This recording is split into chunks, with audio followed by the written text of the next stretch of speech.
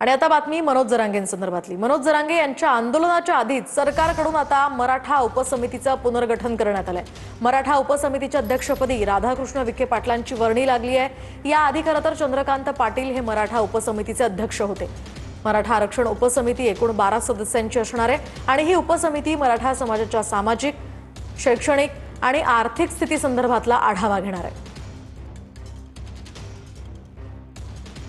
मराठा आरक्षण विषयक शासकीय आणि वैधानिक कामकाजाचा समन्वय साधणे, आरक्षणासंदर्भात न्यायप्रविष्ट प्रकरणांमधील शासनाची बाजू मांडण्यासाठी नेमलेल्या विशेष समुपदेशींना सूचना देणे, न्यायालयाने पारित केलेल्या आदेशांच्या अंमलबजावणीसाठी कार्यपद्धती ठरवणे, न्यायाधीश संदीप शिंदे समितीशी समन्वय ठेवून कामकाजातील अडचणींचे निवारण करणे, मराठा आंदोलक आणि त्यांच्या शिष्टमंडळाशी चर्चा करणे, जात प्रमाणपत्र देण्यात येणाऱ्या अडचणींबाबत निर्णय घेऊन प्रक्रिया सुरळीत करणे, मराठा समाजासाठीच्या योजनांच्या अंमलबजावणीचा आढावा घेणे आणि नियंत्रण ठेवणे।